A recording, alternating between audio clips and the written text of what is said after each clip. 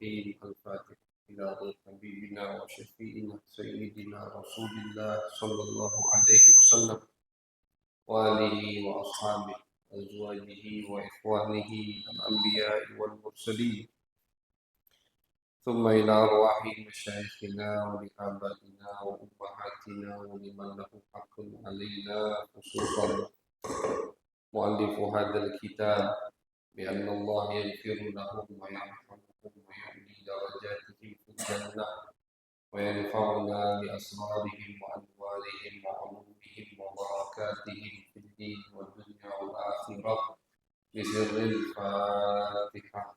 أعوذ بالله من الشيطان الرجيم. بسم الله الرحمن الرحيم.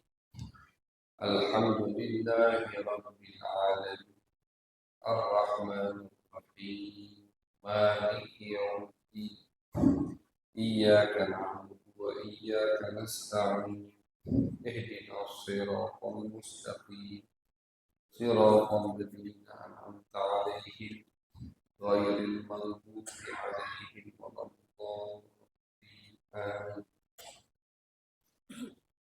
بسم الله الرحمن الرحيم. الحمد لله رب العالمين وبه نستعين على أمور الدنيا والدين وصلى الله وسلم على سيدنا ومولانا محمد خاتم النبيين وعلى آله وصحبه أجمعين. رب اشرح لي صدري ويسر لي أمري واحلل عقدة من لساني يفقه قولي. سبحانك لا علم لنا إلا ما علمتنا إنك أنت العليم الحكيم. أما بعد. الحمد لله. Puji syukur kehadirat Allah Subhanahu wa Ta'ala atas segala nikmat yang telah Allah berikan.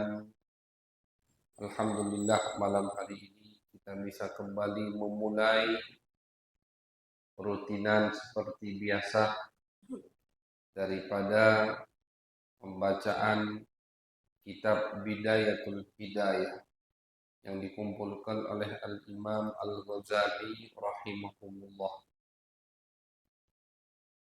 yang mana Al-Imam Al-Ghazali mengarang kitab yang kita baca ini mengajak kita, atau visi misi dari kitab Bidayatul Hidayah yaitu adalah bagaimana keseharian kita ini bisa mengikuti sunnah baginda Nabi Muhammad SAW. Tujuan beliau mengarang kitab ini adalah agar semua aktivitas kita sama, mirip dengan baginda Nabi besar Muhammad SAW. Semua yang kita lakukan agar bisa dikaitkan, ada ikatannya dengan baginda Nabi besar Muhammad SAW. Itulah tujuan Al-Imam Ghazali mengarang kitab Bidayatul Hidayah, agar keseharian kita yang kita anggap mungkin ini hanya adat biasa, kebiasaan biasa, tapi kalau dibarengi dengan ilmu, dibarengi dengan niat, maka kebiasaan tadi jadi luar biasa. Yang tadinya hanya kebiasaan biasa, dibarengi dengan ilmu, dibarengi dengan niat, jadi kebiasaan yang luar biasa. Contoh bab yang akan kita baca pada malam hari ini adalah bab adab dukhulil khala. Bab bagaimana ketika kita masuk ke kamar mandi, WC, toilet. Ini kan kebiasaan, kebutuhan umat manusia. Kita di dunia ini pasti perlu dalam satu hari masuk kamar mandi. Bahkan kalau yang makannya Eh, nggak atur-atur bisa berapa kali sehari ke kamar mandi. Kalau orang dulu, Al-Imam Bukhari, Imam Bukhari itu yang punya kitab Sahih Al-Bukhari. Qadha'il hajah, buang air besarnya, itu seminggu sekali, Pak. Seminggu sekali. Bukan karena sakit perut, tidak bisa metu, bukan. Ya karena apa namanya, mampet nanti. Seminggu sekali buang air besarnya. Qadha'il hajah. Kalau kita dapat sekarang sehari 7 kali. Tak dibatasi makan. Pagi sampai subuh makan, menjelang duha makan, zuhur makan, sore makan, habis maghrib makan, habis isya laju lagi. Belum kalau begadang, oh, cuma makan. Orang dulu tidak. Imam Bukhari itu makan seharinya itu makan cuma berapa butir kurma. Berapa butir kurma, ada menghasilkan banyak istilahnya kotoran di perut. Sehingga buang air besarnya, qadha'il hajahnya cukup 7 hari sekali. Dan bukan cuma Imam Bukhari, banyak dari ulama-ulama yang lain seperti itu. Buang airnya 7 hari sekali, 1 minggu 1 kali, karena memang sedikit asupan yang masuk ke perut mereka. Nah, jadi butuh manusia pasti akan masuk ke kamar mandi. Selagi hidup di dunia pasti butuh untuk mengeluarkan kotoran yang ada di dalam tubuh kita. Nah, beda kalau di surga kaget. Di surga kati makanlah sebanyaknya, tidak butuh untuk ke kamar mandi. Di surga itu tidak ada kamar mandi. Tidak kati kamar mandi. Terus kemana asupan yang masuk ke tubuh kita?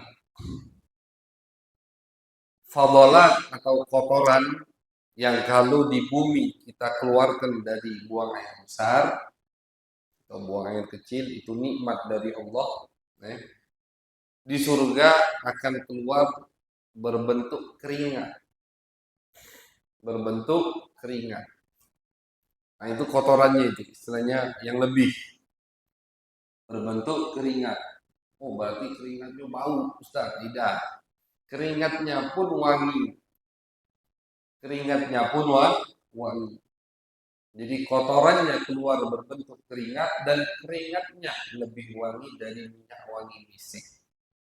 Seperti yang disifatkan oleh baginda Nabi Muhammad Sallallahu Alaihi Wasallam. Itu nanti di surga. Nah, kalau di dunia ya kita butuh kamar mandi. Nah, karena pasti seharian kita butuh kamar mandi, memang itu kebutuhan kita. Jangan sampai kita ke kamar mandi tidak mendapatkan pahala. Di kamar mandi bisa kita dapat pahala, bisa. Di kamar mandi bisa kita mendapatkan keberkahan Nabi Muhammad, bisa. Di kamar mandi kita bisa mendapatkan cahaya baginda Nabi Muhammad sallallahu alaihi wasallam. Jadi jangankan di masjid, di kamar mandi bisa kita dapatkan keberkahan tadi. Bisa kita dapat pahala dengan syarat kita mengamalkan sunnah-sunnah baginda Nabi Muhammad sallallahu alaihi wasallam ketika mau masuk ke kamar mandi dan sedang berada di dalam kamar mandi. Amalkan sunnah Nabi yang akan disebutkan nanti sama Imam Ghazali. Ketika mau masuk ke kamar mandi, maka kita akan keluar dari kamar mandi membawa keberkahan baginda Nabi Muhammad sallallahu alaihi wasallam. Nah, ini kan ke kamar mandi kan kebiasaan kita, kebutuhan kita. Nah, tapi kalau orang yang tidak mendengarkan ilmu agama, kamar mandinya tidak dapat pahala, tidak dapat keberkahan Nabi Muhammad. Nah, orang yang sudah mendengarkan ilmu agama, mendengarkan nasihat para ulama, maka beda nanti. Ketika ke kamar mandi dapat pahala. Keluar dari kamar mandi membawa keberkahan Nabi Muhammad Sallallahu Alaihi Wasallam. Itulah penting kita belajar ilmu agama. Karena orang makin mengenal ilmu agama, makin banyak pahalanya di sisi Allah. Makin sering menghadiri majelis taklim, makin banyak yang dia tahu, makin tinggi kedudukannya di sisi Allah. Makin dekat dengan Nabi Muhammad SAW. Orang yang tidak belajar, masuk kamar mandi ya sudah, itu baik. Masuk betul, tidak dapat apa. Tapi orang yang mendengarkan kajian kitab seperti ini, salah satu contohnya kitab Bidayatul Hidayah, sudah beda. Masuk kamar mandinya beda. Yang tadinya kemarin cuman masuk betul, cuman buang hajat saja di situ keluar. Nah, sekarang beda. Masuk betul kamar mandinya pun ibadah. Keluar masuk kamar mandinya pun mendapatkan keberkahan baginda Nabi Muhammad Sallallahu Alaihi Wasallam. Dan jangan nyepelekan sunnah Nabi. Oh, ini sunnah Nabi di kamar mandi, dia sepelekan. Kalau sunnah Nabi di masjid, dia amalkan. Sunnah Nabi di kamar mandi, dia sepelekan. Jangan. Kita tidak tahu di amal mana derajat kita akan diangkat oleh Allah. Kita tidak tahu. Kata ulama, jangan kalian nyepelekan amal baik sekecil apapun itu. Jangan nyepelekan amal baik. Sekecil apapun amal tersebut jangan disepelekan. Karena mungkin amalan tersebut kecil di mata kita, besar di mata Allah Subhanahu wa Ta'ala. Kita tidak tahu, ternyata gara-gara amalan ini, gara-gara sunnah ini, derajat kita diangkat oleh Allah.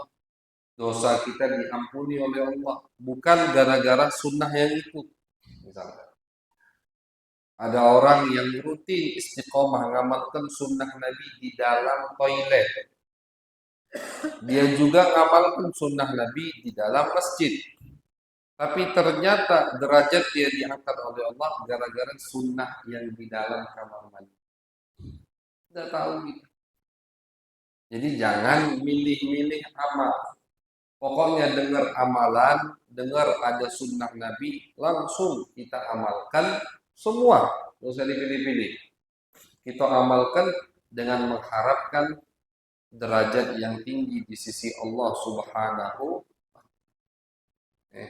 Jadi jangan mentang-mentang ini sunnah dalam toilet, akhirnya kita sepelekan. Hati-hati, karena sunnah ini jangan lihat tempatnya, jangan lihat toiletnya, kamar mandinya, tapi lihat ini sunnah siapa? Ini sunnah baginda Nabi besar Muhammad Sallallahu Alaihi Wasallam. Ketika kita amalkan sunnah tersebut, mau sunnahnya tadi di mana saja, akan mendapatkan kedudukan yang tinggi di sisi Allah Subhanahu wa Ta'ala.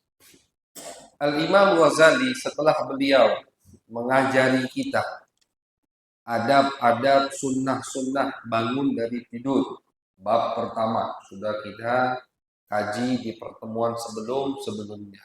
Nah, sekarang beliau masuk ke bab kedua, yaitu ketika kita bangun tidur, kemana kita? Kamar mandi. Nah, jadi sama beliau ini diurutkan keadaan atau aktivitas yang akan dilalui oleh Bani Adam dari bangun tidur sampai tidurlah lagi. Akan beliau ikuti, akan beliau arahkan semuanya kepada sunnah baginda Nabi besar Muhammad Sallallahu Alaihi Wasallam. Bangun tidur, dah sunnah, adab-adab bangun tidur, doa bangun tidur sudah kita kaji di pertemuan sebelumnya. Kemudian setelah bangun tidur kita akan menuju toilet, kamar mandi. Imam Ghazali mengatakan faida qasadta baital ma liqada'il hajati faqaddim fid dukhul rijlakal yusra. Kalau kamu ingin masuk ke kamar mandi, kata beliau, maka ini adab pertama, dahulukan kaki kirimu. Dahulukan kaki kirimu. Wa fil khuruji rijlakal yumna. Kalau keluar dari kamar mandi, dahulukan kaki kanan. Nah, jadi patokannya itu bapak-bapak ibu-ibu, kalau ke tempat yang mulia, itu dahulukan kaki kanan. Mau masuk ke tempat-tempat yang mulia, dahulukan kaki kanan.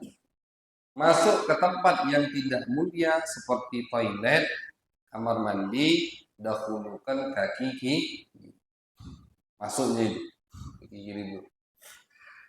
Masuk masjid, kaki kanan. Keluar dari masjid, kaki kiri. Dahulu. Masuk kamar mandi, kaki kiri. Keluar dari kamar mandi, kaki kanan. Biasakan. Yang belum terbiasa, kadang susah.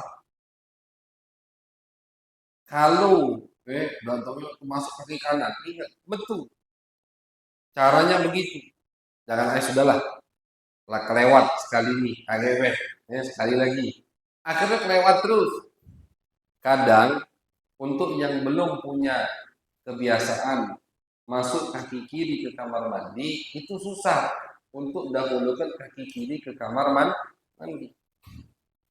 Nah, jadi kalau misalkan kita sadar kita masuk tanpa disengaja, sadar kita masuk kaki kanan, udah masuk ke kamar mandi, caranya keluar lagi pakai kaki kanan, ulangi masuk pakai kaki kiri. Nah ini kalau kita rutinkan, kita biasakan sekali, dua, tiga kali, insya Allah seterusnya akan terbiasa masuk pakai kaki. Jangan dilewatkan. Tapi kalau misalkan masuk kaki kanan, sudah kadung masuk, kaki sekali lagi baru kaki kiri. Nah itu tidak bakal apa? Tidak bakal kaki kiri, tidak bakal istiqomah. Susah. Caranya untuk mengistiqomahkan sunnah itu harus dilawan. Nah, jadi pas kita udah masuk ke kamar mandi, sadar baru kita, ternyata masuk dan pakai kaki kanan, keluar lagi. Keluar lagi, masuk lagi pakai kaki kiri. Agar apa? Agar terbiasa untuk melakukan sunnah baginda Nabi besar Muhammad Sallallahu Alaihi Wasallam. Nah, jadi masuk ke kamar mandi, kata beliau, dahulukan kaki kiri, dan keluar dahulukan kaki kanan. Wala tastasfid syai'an alaihi ismallahi ta'ala wa rasulih. Dan jangan kamu sekali-kali, kata beliau, ini semua ada dalilnya ya. Semua ada dalilnya. Ini sunnah Nabi Muhammad semuanya. Cuman sama Imam Ghazali di model seperti nasihat, dibentuk bungkus seperti nasihat. Padahal semuanya ada dalilnya dari baginda Nabi Muhammad SAW. Masuk kaki kiri, keluar kaki kanan. Itu ada dalilnya. Cuman sama Imam Ghazali dalam kitab Bidayatul Hidayah ini dibentuk seperti nasihat. Bukan berbentuk dalil-dalil, tidak, nasihat. Ya, jadi beliau ngajak kita berbicara. Kalau mau masuk kamar mandi, dahulukan kaki kiri. Keluar, dahulukan kaki kanan. Tanpa beliau nyebutkan dalil. Padahal semuanya ada dalil. Dan jangan, kata beliau, ketika masuk ke dalam kamar mandi, kita membawa tulisan yang di tulisan tersebut ada nama Allah, ada nama Nabi Muhammad SAW. Nah, jadi jangan, pokoknya apalagi Al-Quran, tidak boleh. Lembaran, yang di lembaran tersebut ada Bismillah misalkan, ada sholawat pada Nabi Muhammad, itu tidak boleh dibawa ke kamar mandi. Haram hukumnya, tidak boleh. Karena kamar mandi tempat yang tidak mulia. Nama Allah, nama Nabi Muhammad, nama yang sangat mulia. Harus dimuliakan, Pak. Jadi jangan biasakan kita melihat lembaran Arab atau ada nama Allah, ada nama Nabi tergeletak di lantai, kita diam. Jangan. Ambil, letakkan ke tempat yang tinggi. Apalagi lembaran Al-Quran. Makanya boleh hukumnya membakar lembaran Arab atau lembaran Al-Quranul Karim yang sudah rusak, tidak bisa dipakai lagi, boleh. Misalkan masjid ada Quran lama, tidak bisa dipakai lagi. Dah ganti yang galak maki itu lagi, dah ganti. Karena udah robek-robek, misalkan lembarannya sudah lepas-lepas, kadang berceceran di bawah. Nah, itu tidak boleh. Bagaimana hukumnya? Kalau memang tidak bisa digunakan lagi, boleh dibakar, boleh. Kumpulkan lembaran-lembaran yang ada bahasa Arabnya, yang ada Ismullah, yang ada nama Nabi Muhammadnya, yang ada ayat suci Al-Qur'annya, atau Al-Qur'an yang sudah tidak bisa dipakai, kumpulkan, bakar. Kumpulkan dan dibakar. Boleh itu. Halal, mubah. Diperbolehkan oleh ulama demi menjaga kehormatan. Jadi jangan kita melihat lembaran di bawah kita. Sedangkan di situ ada lafzul jalalah, ada nama Nabi Muhammad, ada ayat suci Al-Quran, apalagi lembaran Al-Quran. Cepat-cepat langsung kita ambil. Kata wudhu Ustaz, tidak apa-apa. Tidak perlu wudhu dulu. Melihat lembaran Quran tergeletak di lantai. Itu kata wudhu. Tidak boleh kan megang Quran tanpa wudhu. Nah, cuman ini kan posisinya darurat. Aku kaget dulu, aku ambil wudhu dulu. Tambah lama. Langsung kita ambil, taruh di tempat yang tinggi. Kata wudhu, tidak apa. Halal, tidak berdosa. Boleh hukumnya. Ya, karena kalau kita membiarkan Quran tadi tergeletak di bawah, malah kita berdosa. Tidak menghormati Al-Quran. Jadi harus diletakkan di tempat yang mulia. Diletakkan di tempat yang aman. Dibawa ke toilet, tidak boleh. Jangankan Al-Quran, jangankan ayat suci Al-Quran. Lembaran yang di situ ada lafzul jalalah, ada kalimat Allah, ada kalimat nama Nabi Muhammad, itu tidak boleh dibawa ke dalam toilet. Haram. Tidak boleh. Jadi harus kita muliakan. Dan jangan sepelekan amalan ini. Diceritakan oleh ulama sejarah, ada seorang yang sangat dekat dengan Allah bernama Bishr Al-Hafi. Beliau ini dulunya ahli maksiat. Jabatannya itu amir di Basrah. Amir itu kayak gubernur lah, gubernur Basrah. Mabuk terus, akhirnya taubat. Ketika beliau ingin bertaubat kepada Allah, ditinggalkan semua, jabatannya, hartanya. Di tengah jalan, beliau melihat ada lafzul jalal, ada sepotong kertas, di situ ada kalimat Allah. Beliau ambil. Setelah beliau ambil, beliau beli parfum minyak wangi. Duitnya cuma ada 2 dirham. Harga minyak wangi 2 dirham. Beliau habiskan duit beliau yang cuma 2 dirham itu untuk beli minyak wangi. Minyak wangi tadi disemprotkan, diwangikan kertas atau potongan yang ada nama Allah tadi. Setelah itu beliau simpan di tempat yang tinggi. Jadi beliau bersihkan, beliau wangikan, beliau simpan di tempat yang tinggi. Malam harinya beliau mimpi mendengar suara yang mengatakan, wahai Bishr, sebagaimana kamu mengharumkan namaku, maka aku akan harumkan namamu. Sebagaimana kamu mengangkat, memuliakan namaku, aku akan memuliakan namamu.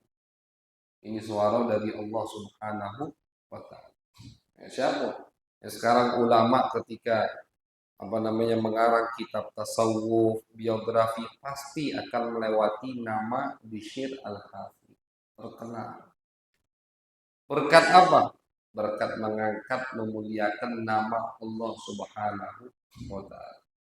Taubatnya diterima sama Allah. Dosanya semua diampuni sama Allah berkat mengharumkan nama Allah Subhanahu wa ta'ala yang tertulis di dalam kertas.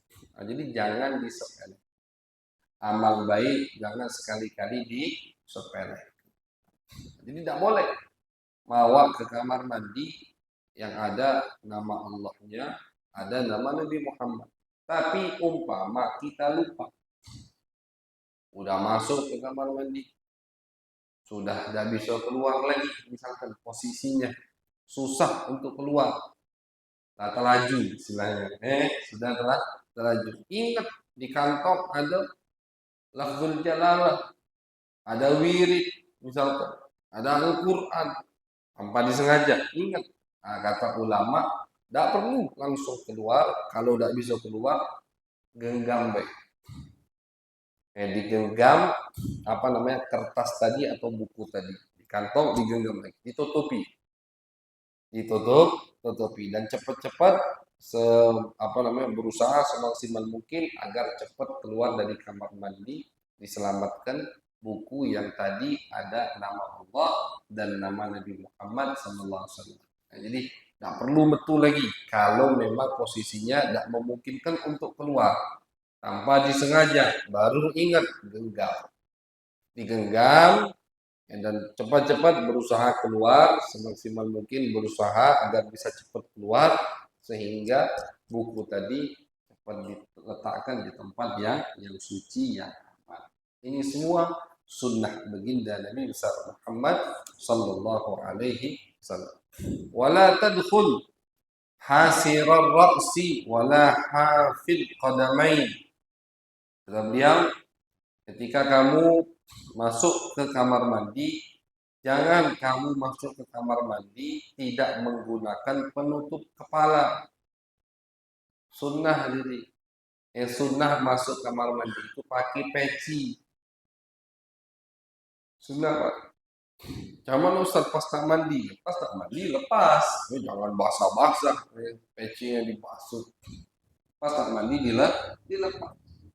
Tapi kalau tidak mau mandi, ya sudah pakai terus sampai keluar dari kamar mandi baru dibuka. Ini sepele, tapi coba rutinkan, sulit. Sulit. Dan caranya Pak, biar bisa kita amalkan. Ketika lupa, ingat di tengah jalan, istilahnya baru masuk kamar mandi, ingat tidak berpeci, betul lagi. Itu udah cara. Kalau kita cuma ingat main di kamar mandi, tidak keluar cepat-cepat kita amalkan, sudah lewat terus pasti lewat terus. Caranya biar bisa kita amalkan, sunnah Nabi pakai peci masuk kamar mandi. Al-Imam An-Nawawi Al-Bantani menyebutkan salah satu alasannya agar selamat dari gangguan jin. WC kan tempatnya jin. Agar selamat dari gangguan jin, masuk ke kamar mandi, tutup kepala. Itu salah satu hikmahnya, belum semuanya itu. Dan seperti yang kita sampaikan, untuk mengamalkan sunnah Nabi, jangan kita nak cari alasan dunia. Apa hikmahnya, apa alasannya, apa manfaatnya. Itu salah satu hikmahnya, baru satu. Biar tidak diganggu sama jin. Karena kita masuk ke toilet, itu rumahnya jin. Rumahnya setan itu kamar mandi. Rumahnya setan, makanya jangan tikap di kamar mandi. Sambil rokok 2 batang, 3 batang, itu. Jangan. Kalau belum lagi dari segi kesehatannya, bagus dari segi kesehatan. Ini namanya kan tempat buang hajat. Hajatmu selesai, betul. Macam kata tempat lain untuk merokok. Nggak di kamar mandinya. Eh, karena kamar mandi tempatnya jin. Kelamuan, lagi jin tadi demen pula. Na'udzubillah. Nah, jadi sunnah Nabi Muhammad masuk ke kamar mandi menggunakan penutup kepala. Apa be? Tidak mesti peci. Misalkan kita ada anduk kecil, pakai anduk kecil. Tidak mesti peci. Pokoknya kepala ditutup. Ibu-ibu pakai kerudung kepanjangan, ada apa penutup ikat kepala pakai. Lupa, udah di dalam kamar mandi, keluar lagi. Ini caranya, biar bisa istiqomah ngamalkan sunnah ini. Ini sunnah, Pak. Sepele, tapi coba amalkan, sulit. Untuk rutin, ya kalau cuma seminggu, 2 minggu, bisa kalau udah kecil juga bisa. Yang kita omongkan ini istiqomah terus. Tidak pernah putus, sulit. Butuh mujahadah, butuh berusaha. Caranya begitu. Ketika kita udah masuk ke kamar mandi, ingat, tak pakai peci, betul lagi. Berat itu nak betul. Nak betul lagi. Nak ngambil penutup, berat. Tapi harus dipaksakan. Nah, kalau dipaksakan sekali, 2 kali, 3 kali, akan istiqomah. Akan terbiasa. Ketika masuk kamar mandi, tidak berpeci, tidak lemah. Ada yang kurang. Nah, itu berarti sudah istiqomah. Dan digampangkan. Misalkan, contohnya digampangkan. Letakkan peci khusus di samping kamar mandi. Jangan nak ambil peci yang di kamarnya, jauh. Nah, cari yang sudah tidak dipakai lagi untuk ke masjid, misalkan letakkan di samping kamar mandi. Biar apa? Biar setiap mau masuk kamar mandi ingat ada peci. Ini kan wasilah, perantara, sarana, cara agar kita bisa istiqomah melakukan sunnah Nabi Muhammad Sallallahu Alaihi Wasallam. Itu kadang masih sering lupa. Lah di depan mata padahal, apalagi kalau pecinya jauh beda. Jadi jangan letakkan khusus, siapkan khusus satu peci di samping kamar mandi. Jadi tiap kita mau masuk kamar mandi ingat ada peci.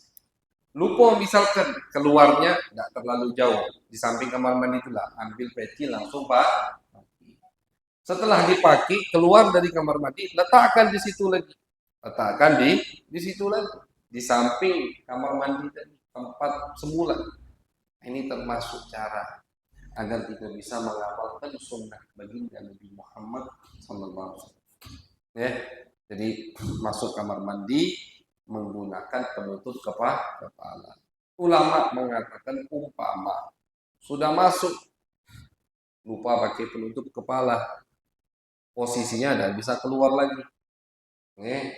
Udah di tengah-tengah qada'il hajat misalkan, Anda boleh diputus penyakit bahaya begitu. Baru ingat tetap ada caranya untuk apa? Untuk membiasakan diri ini agar gampang mengamalkan sunnah Nabi. Pakai tangan tutup. Jadi misalkanlah di dalam toilet sudah dalam posisi yang tidak bisa keluar lagi, tanggung atau tanggung saya udah di tengah-tengah, susah untuk keluar, tidak bisa. Baru ingat kata ulama, letakkan tangan kanan kita di atas kepala. Saking pentingnya nutup kepala, tidak lewat-lewat. Setelah itu keluar. Ini biar apa? Kalau kita lakukan sama, biar lama-kelamaan kita akan terbiasa istiqomah melakukan sunnah baginda Nabi Muhammad Sallallahu Alaihi Wasallam. Jadi termasuk sunnah ketika masuk ke dalam kamar mandi menggunakan penutup kepala untuk laki-laki dan perempuan. Wala hafil qadamai, juga sunnah menggunakan alas kaki. Jadi pakai sendal itu sunnah. Oke, di masjid siapkan, makanya jangan dibawa balik sendal ke masjid. Masjid ambo kata sendal hilang tuh Ustaz. Dosa jadi. Itu duit umat. Belinya pakai duit kas masjid, berarti duit umat. sunnah. Jadi masjid harus menyiapkan di setiap toilet siapkan sendal. Dari masjid harus kita amalkan sunnah tersebut.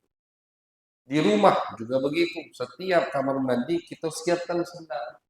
Sendal khusus. Jangan dibawa keluar kamar mandi. Khusus untuk di kamar mandi. Jadi masuk kamar mandi pakai sendal itu. Keluar, lepaskan sendal. Agar bisa mengamalkan sunnah baginda Nabi Muhammad Sallallahu Alaihi Wasallam. Jadi termasuk sunnah ketika kita masuk ke dalam kamar mandi menutup kepala dan menggunakan alas kaki. Menutup kepala baik dengan peci atau dengan handuk kecil atau dengan kain apapun itu, yang penting kepala yang ditutup. Kemudian menggunakan alas kaki sendal. Ini semua sunnah baginda Nabi Muhammad Sallallahu Alaihi Wasallam.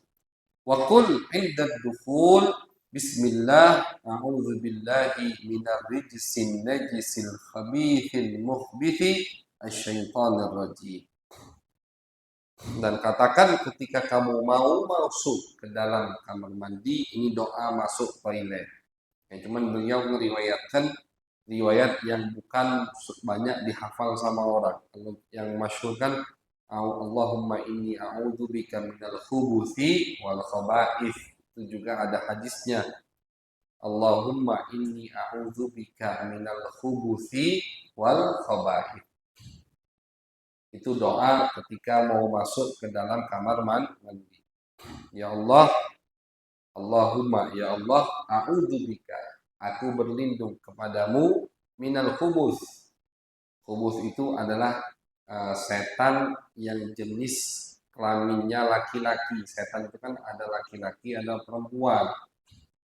Aku berlindung ya Allah dari setan laki-laki dan setan betina. Setan betina, setan anak, setan betina. Iya Pak, setan itu juga berpasangan. Makanya setan punya anak keturunan. Tidak salah dia ngomong anak setan. Setan dia bilang anak setan. Memang setan punya keturunan. Dalam Al-Quran Allah katakan afatattakhidunahu wa dzurriyyatahu awliya'a min duni wa hum lakum adu bi'sa lidh-dhalimin badala di surat Kahfi. Apakah kalian akan menjadikan iblis dan anak keturunannya kekasih kalian selain aku, kata Allah. Itu. Jadi setan punya anak keturunan. Mereka nikah, berkembang biak. Rumah mereka kamar mandi. Maka kita pas masuk kamar mandi itu macam bertamu sama setan. Maka jangan lama-lama. Dan amalkan sunnah Nabi Muhammad. Ketika kita mengamalkan sunnah Nabi Muhammad, otomatis kita dilindungi sama Allah dari setan. Tutup kepala, pakai alas kaki, baca doa Allahumma yang pendek memang. Dan ada dalil ini Allahumma inni a'udzubika minal khubuthi wal khaba'ith, diriwayatkan oleh Imam Bukhari lafaz doa tersebut. Ya Allah, aku berlindung kepadamu dari setan laki-laki dan setan perempuan. Itu dibaca. Kapan dibacanya? Dibacanya ketika kita hendak masuk ke dalam kamar mandi. Bukan sudah di dalam kamar mandi. Ya, karena di dalam kamar mandi tidak boleh kita melafadzkan zikir nama Allah. Tidak boleh. Di dalam kamar mandi haram berzikir. Haram baca Al-Quran. Haram bersolawat kepada baginda Nabi Muhammad SAW. Ngaku ini tempat mulia, tempat kotor. Nah terus doa ini kapan dibaca? Ketika mau masuk ke dalam kamar mandi. Di depan pintu kamar mandi baca Allahumma inni a'udzubika minal khubuthi wal khaba'ith. Allahumma inni a'udzubika minal khubuthi wal khaba'ith. Artinya ya Allah, aku berlindung kepadamu dari setan laki-laki dan setan perempuan. Nah itu doa. Juga termasuk sunnah baginda Nabi besar Muhammad sallallahu alaihi wasallam. Wa indal khuruj, ketika kata beliau, ketika sudah mau keluar ada doanya lagi, yaitu adalah ghufranah. Alhamdulillahilladzi adhaba anni ma yu'zini wa abqa fiyya ma yanfa'uni. Kalau yang kita hafal atau yang sangat masyhur, alhamdulillahilladzi afani, alhamdulillahilladzi adhaba annil adza wa afani. Alhamdulillah diawali dengan ghufranak. Ghufranak ada riwayat sampai 3 kali. Sama. Bacanya itu ketika keluar dari kamar mandi. Keluar dari kamar mandi, kaki kanan, ucapkan doa ghufranak. Ghufranak itu artinya, ya Allah, kami minta ampunan-Mu. 3 kali. Ghufranak, ghufranak, ghufranak. Apa kaitannya? Kita dari habis metu kamar mandi minta ampunan Allah. Nah, kata ulama, meminta ampunan Allah karena kita sadar bahwasanya banyak nikmat Allah yang tidak bisa kita syukuri. Di antaranya nikmat qada'il hajj, nikmat buang air kecil, nikmat buang air besar. Pengen tahu Pak, nikmat jika mau sakit yang tidak bisa buang air kecil. Waduh, sengsara, ditusuk-tusuk perutnya, dibuat saluran baru untuk biar bisa buang air kecil. Sengsara. Alhamdulillah nikmat dari. Nah, makanya nikmat dari Allah ini banyak yang kita syukuri dan tidak bisa kita syukuri. Makanya ketika keluar dari kamar mandi, pertama kali yang kita sebutkan adalah ghufranak. Ghufranak, ghufranak 3 kali. Ya Allah, kami minta ampunan. Kenapa minta ampunan Allah? Karena kami tidak bisa mensyukuri semua nikmat. Di antara nikmat yang luar biasa yang tidak bisa kami syukuri, nikmat barusan di dalam kamar mandi. Baru setelah itu baca doa, alhamdulillahilladzi azhaba annil adza wa afani. Segala puji bagi Allah yang azhaba annil adza, yang mengeluarkan semua kotoran yang ada di tubuhku, dan wa'afani, dan memberikan aku kesehatan. Itu arti doa keluar dari kamar mandi. Alhamdulillah alladzi azhaba annil adza wa'afani. Segala puji syukur bagi Allah yang telah mengeluarkan semua kotoran yang ada di tubuhku dan memberikan aku kesehatan. Nah, jadi sebelum masuk kamar mandi kita baca doa berlindung kepada Allah. Setelah keluar dari kamar mandi pun kita istighfar dan baca doa bersyukur kepada Allah Subhanahu wa ta'ala. Ini semua sunnah baginda Nabi Muhammad sallallahu alaihi wasallam.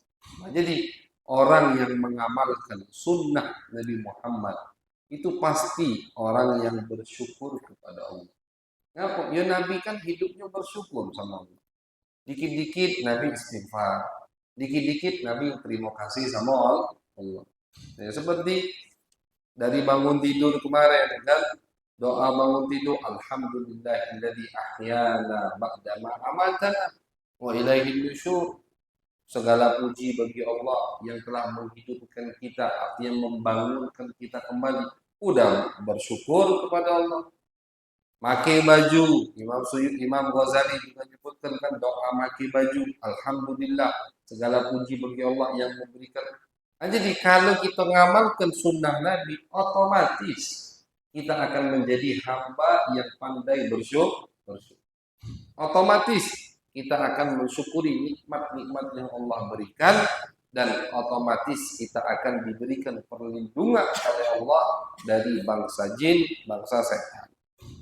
Cukup dengan mengamalkan sunnah baginda Nabi besar Muhammad sallallahu alaihi wasallam. Nah, jadi kalau kita hitung tadi ada berapa sunnah? Masuk kaki kiri, keluar kaki kanan, kemudian masuk menutup kepala, masuk kamar mandi menggunakan alas kaki, baca doa, masuk toilet, keluar dari kamar mandi baca doa. Sudah 6. Atau baru, belum selesai babnya ini. Baru 6 sunnah Nabi Muhammad yang disebutkan oleh Imam Ghazali di dalam kamar mandi. Baru 6, masih lumayan panjang ini babnya. Artinya apa? Masih banyak sunnah lain di dalam kamar mandi. Nah, jadi kalau kita amalkan semua sunnah dalam kamar mandi, luar biasa pahala yang kita dapatkan dari Allah Subhanahu wa taala. Insyaallah akan kita lanjutkan di pertemuan yang mendatang. Mudah-mudahan diberikan kesehatan, diberikan kegampangan, taufik hidayah agar bisa terus menghadiri majlis-majlis berkah, majlis-majlis yang mendekatkan diri kita kepada baginda Nabi besar Muhammad sallallahu alaihi wasallam. Amin ya rabbal alamin. Sallallahu ala sayyidina Muhammadin wa ala alihi wa sahbihi wa baraka wa sallam. Walhamdulillahi rabbil alamin. Bismillah.